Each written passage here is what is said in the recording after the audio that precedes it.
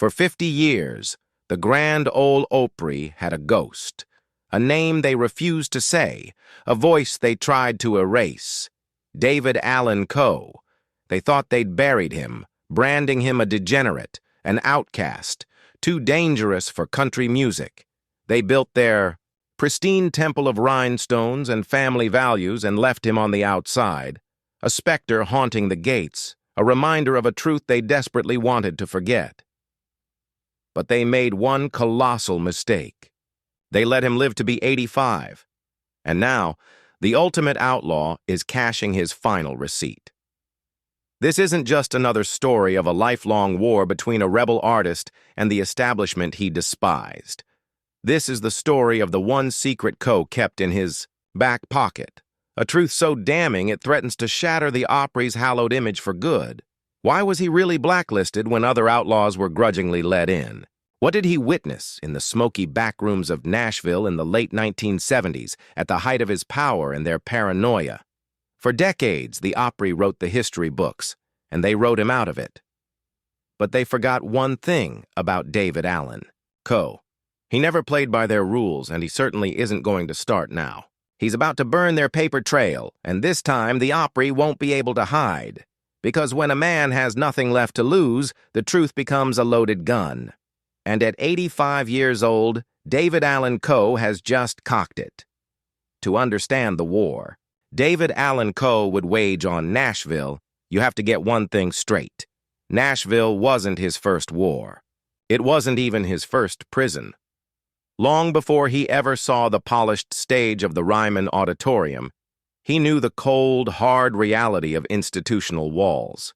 He wasn't raised. He was contained. Born in Akron, Ohio, on September 6, 1939, Coe entered a world that seemed set against him from the start. His childhood was a chaotic mess of poverty and instability, a place where discipline was meted out not with guidance, but with the cold efficiency of the state. By the age of 9, Coe was processed into the Star Commonwealth for Boys in Michigan. This wasn't a one-time scare. It was the start of a grim pattern that would define the next 20 years of his life. His adolescence was a blur of reform schools and correctional facilities, eventually leading to the Ohio State Penitentiary. His rap sheet grew faster than he did. He was a ward of a system that wasn't built to rehabilitate, but to break. And in that crucible of concrete and steel, the outlaw was truly forged. Inside those walls, music became a lifeline. He was drawn to the raw storytelling of artists like Johnny Cash, whose songs about hardship echoed his own grim reality. He started writing his own songs, not about lost loves and pickup trucks, but about the brutal truths of prison life. This wasn't Nashville polish. This was prison gospel. Coe also became a master of his own mythology, spinning tales that blurred the line between fact and legend. He famously claimed to have killed a fellow inmate who assaulted him, a story that supposedly landed him on death row. While journalists have found little evidence to support this claim, its existence speaks volumes about the man he was becoming. He understood the power of a story, the power of a reputation. He was crafting a persona more dangerous than any common criminal. He was learning that in a world that had stripped him of everything, his identity was the one thing he could still control. When he was finally released in 1967, he didn't emerge a humbled man. He emerged as a loaded weapon aimed squarely at the world. He had a chip on his shoulder the size of Ohio and a guitar full of songs that were too raw for polite society. He had spent 2 decades battling one establishment, the American penal system. When he set his sights on Nashville, he saw another one, a different kind of prison, with walls made of tradition and guards dressed in rhinestone suits. For David Allan Coe, this was just trading one warden for another, and he had no intention of being locked up again. When David Allan Coe hit Music City in the late 60s, he didn't come knocking hat in hand. He arrived like an omen. While other aspiring singers lived out of their cars, Coe bought a Cadillac hearse, parked it directly in front of the Ryman Auditorium, the sacred mother church of country music, and lived in it. It was a masterstroke of outlaw theater. The hearse was a macabre spectacle that dared the Nashville elite to ignore him. He even painted "Support the Grand Ole Opry" on it, a move dripping with the sarcastic irony that would define his career. Day after day, he busked on the sidewalk, his raw voice cutting through the Nashville air. The songs he sang weren't the radio-friendly tunes being churned out on Music Row. They were from his debut album, Penitentiary Blues. He sang about life in a cage, about the violence he knew firsthand. He was a living contradiction to the clean, family-friendly image the Opry was cultivating. The Opry was selling an idealized America. Coe was its brutal, inconvenient underbelly. This wasn't just a clash of styles, it was a clash of philosophies. The Nashville of that era was the kingdom of the rhinestone cowboy, an image polished by producers like Chet Atkins. It was a world of sequined suits and songs that stuck to a strict conservative formula. Coe, with his long hair, tattoos, and unapologetic past, was a visceral threat to that facade. He was authentic in a way that made their carefully constructed authenticity look like a cheap imitation. The establishment didn't know what to do with him. His audacity eventually got him noticed by Shelby Singleton of Plantation Records, an indie label known for taking risks, but it was his songwriting that truly kicked the door down. When teenage superstar Tanya Tucker took his song, "Would You Lay With Me in a Field of Stone," to #1 in 1973, Nashville was forced to pay attention. Columbia Records came calling, and Coe was suddenly inside the fortress. But he had no intention of following its rules. His persona grew more outrageous. He adopted the moniker of the mysterious rhinestone cowboy, sometimes performing in a mask, a gesture that both mocked the Nashville uniform and shrouded him in more mystique. He'd ride his motorcycle on stage and was known for his confrontational, profane interactions with the audience. He wasn't just singing about being an outlaw, he was living it with a reckless abandon that made contemporaries like Waylon Jennings and Willie Nelson seem tame. The line had been drawn. David Allan Coe was good enough to write their #1 hits. He was talented enough for a major label deal, but he would never be one of them. The Grand Ole Opry, the pinnacle of Nashville acceptance, remained silent. While records show he may have appeared on the Opry stage at least once, he was never embraced, never made a member, and largely shunned by the institution. They could use his songs, but they couldn't stomach the man.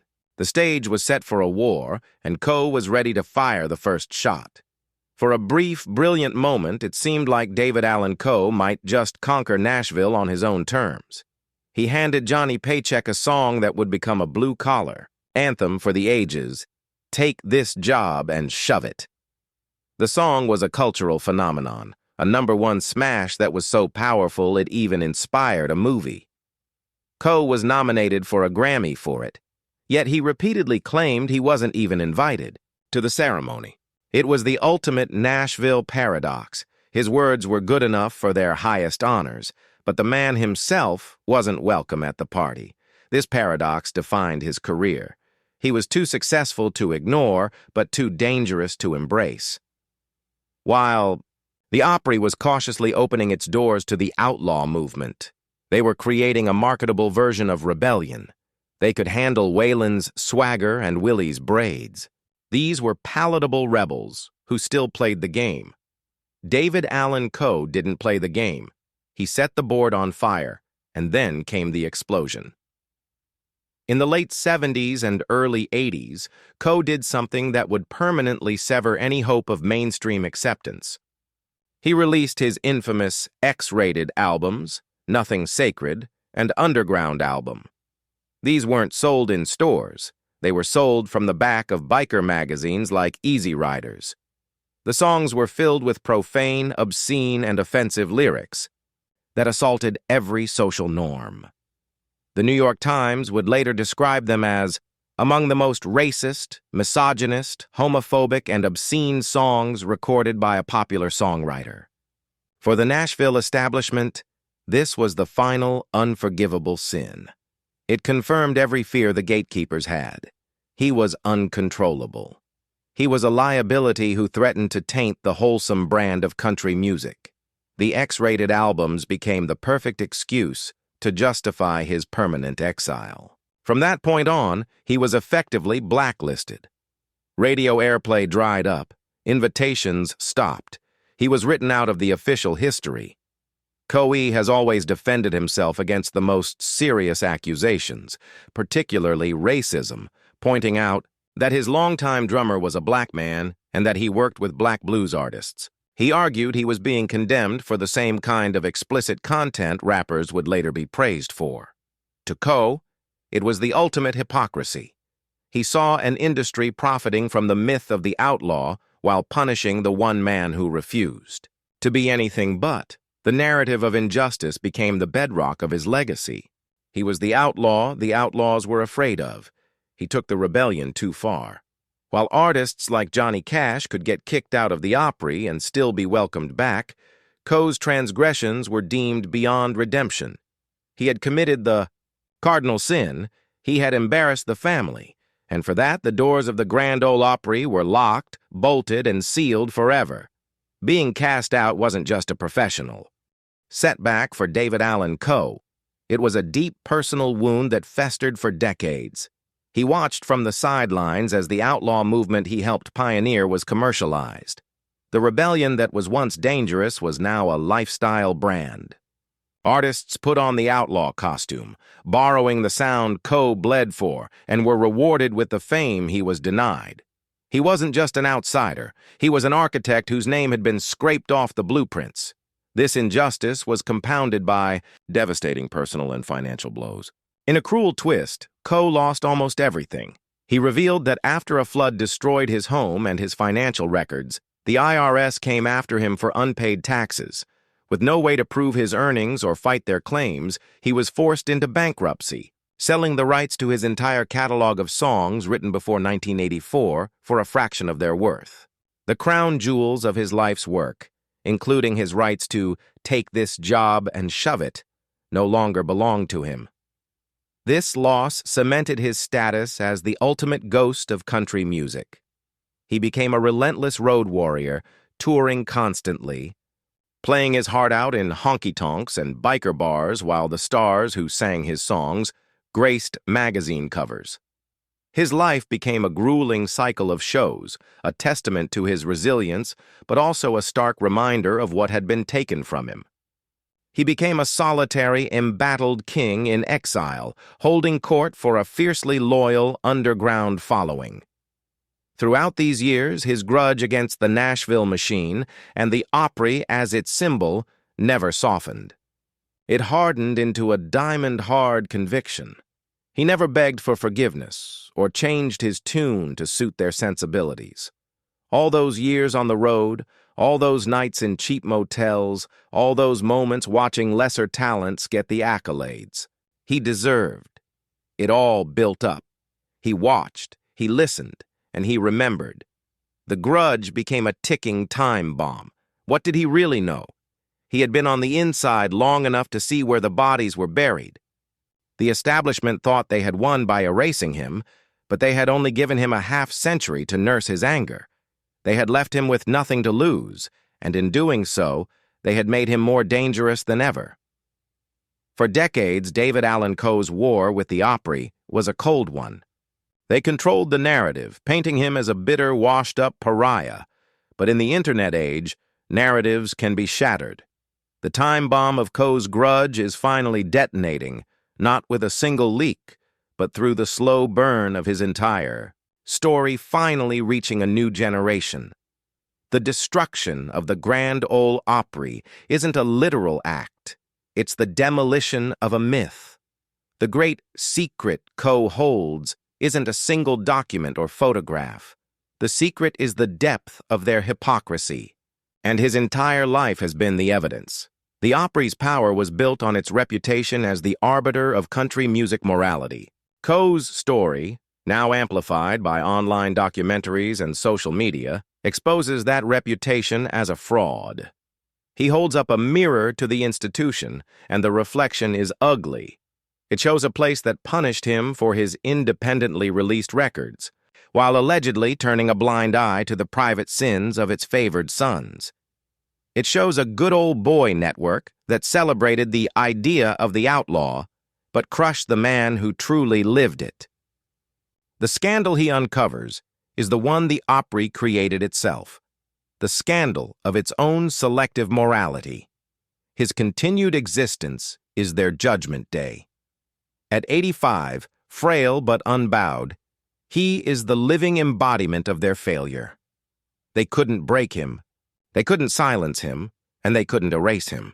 He outlasted their scorn and outlived many of his rivals. He has endured long enough to see younger artists and armies of fans rally around him, not always to defend his most controversial acts, but to attack the systemic hypocrisy he exposed. The Opry's silence in the face of this slow-building firestorm speaks volumes. How can they condemn Coe's past without looking like hypocrites? How can they defend their history without admitting they enforced a blacklist? They are trapped. David Allan Coe destroys the Opry not by throwing a bomb, but by being the truth bomb. His legacy, warts and all, stands in stark contrast to the polished corporate facade of the institution that cast him out. In the end, he gets the last word. He doesn't need to be invited onto their stage. He has turned the court of public opinion into his own Grand Ole Opry, and the verdict is finally coming in.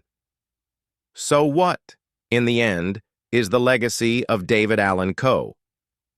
He will likely never have a plaque in the Country Music Hall of Fame. His name will never be spoken with reverence on the Opry stage. To the establishment, he remains a ghost, a problem they hope will just fade away. But some ghosts don't fade, they haunt. And David Allan Coe's spirit is etched into the soul of country music, a permanent specter of rebellion they can never exorcise. His story is a uniquely American tragedy. He was a lyrical genius who gave us "You Never Even Called Me by My Name" and "The Ride." He could write with a poet's soul. In the next breath, he could create something so vile it would torpedo his own career. That is the contradiction of David Allan Coe. You can't have one without the other. You can't celebrate the brilliant poet without acknowledging the self-destructive provocateur. He was never just a singer. He was a force of nature, a walking middle finger to corporate hypocrisy. While Nashville manufactured stars, he held up a mirror, forcing the industry to see the uncomfortable truths it wanted to ignore. They punished him for it, but in doing so, they cemented his legend. By making him their ultimate villain, they made him an eternal hero to anyone who felt like an outsider, to anyone who believed real country music was about grit, not glitter. Now, what is left is a question Nashville still can't answer. What do you do with David Allan Coe? To erase him is to lie about history. To condemn him is to risk exposing your own hypocrisy. To celebrate him is to admit the whole system is a sham. He remains, as always, their unsolvable problem, a liability, a legend, a man too difficult to explain and too influential to forget. The industry may have disowned him, but his legacy burns bright in every dive bar, every biker rally, and in the hearts of every fan who refuses to let the real stories die. He is the last true outlaw, unrepentant to the very end. The story of David Allan Coe is a reminder that the most important histories are often the ones the establishment tries to bury. If you believe in the power of real music and the untold stories of the legends who refuse to compromise, subscribe to this channel. We're dedicated to uncovering the truth, one outlaw at a time. Click that subscribe button and join a community that knows the difference between a manufactured star and a true legend.